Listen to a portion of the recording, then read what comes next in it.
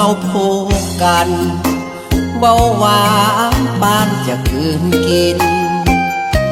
ทุกคำได้ยินจากปากน้องจังแบนบานคาลมเป็นต่อหลอกล่อเมื่อยามต้องการปล่อยคาลมหวานมาหวานอ้ายจนตายใจพอเขาเข้ามาสายตาน้องก็เอียงเอียงให้อายแต่เพียงเศษหักที่หมดราคาเบื่อแล้วก็ทิมอ้ายอยู่นอกสายตาอับเอาสายอื่นเข้ามาเลิกลาอายไปสบายกลายเป็นส่วนเกินในหัวใจเจ้าฐานะแฟนเก่าเจ้าบ่เห็นความสำคัญหักก็บ่แจหักแบบบ่หาประกันหลอกล่อตัวไปวัน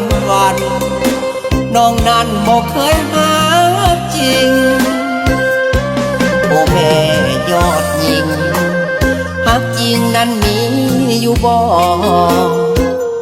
อายอยากจะขอให้พอเท่านี้ก่อนหน้าอยากให้น้องหักจริงเป็นผู้หญิงที่มีสัจจามอบหักด้วยใจศรัทธาแนมเห็นคุณค่าของความเป็นแฟน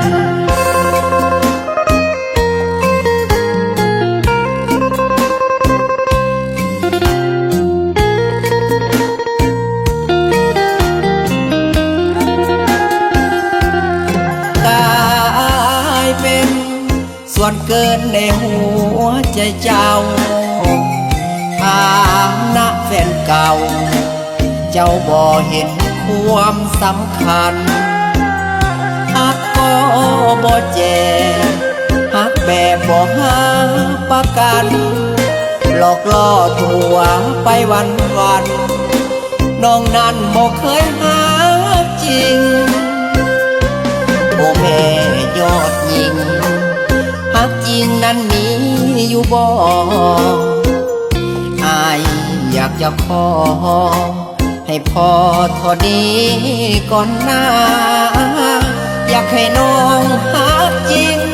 เป็นผู้หญิงที่มีสัจจา